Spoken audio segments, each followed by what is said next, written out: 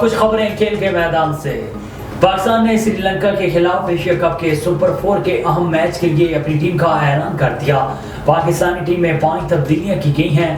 محمد حارث، سعود شکیل، محمد نواز، محمد Wasim junior اور زمان خان کو کل سری لنکا کے خلاف میچ کے لیے قومی ٹیم میں شامل کیا گیا ہے۔ فخر زمان، سلمان علی آغا، فہیم اشرف، نسیم شاہ اور حارث روح سری لنکا کے خلاف میچ میں آرام کریں گے۔ بھارت کے ساتھ ایشیا کپ 2023 کا فائنل کون سی ٹیم کھیلے گی؟ فیصلہ آج ہونے والے پاکستان اور سری لنکا کے میچ کے بعد ہو جائے گا۔ ایشیا کپ سپر 4 کا اہم میچ آج پاکستان اور سری لنکا کے درمیان کولمبو میں کھیلا جائے گا۔ آج ہونے والا میچ سیمی فائنل کی حیثیت اختیار کر گیا ہے۔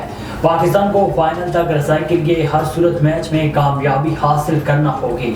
پاکستان ویمن بیچ والی ٹیم نے سینٹرل ایشین ویمن بیچ والی بال چیمپئن شپ میں اپنا پہلا انٹرنیشنل میچ جیت لیا۔ بنگلہ دیش کے کاغذ بازار بیچ پر ہونے والے سینٹرل ایشین بیچ والی بال چیمپئن شپ میں پاکستان ویمن ٹیم نے پہلے میچ میں کرغزستان کو 2-1 سے شکست دے دی۔ پاکستان نے پہلا سیٹ ہارنے کے بعد کم بیک کرتے ہوئے کامیابی حاصل کی۔ پاکستان ویمن ٹیم کی کامیابی کا سکور 11-21، 21-14، 15-13 رہا۔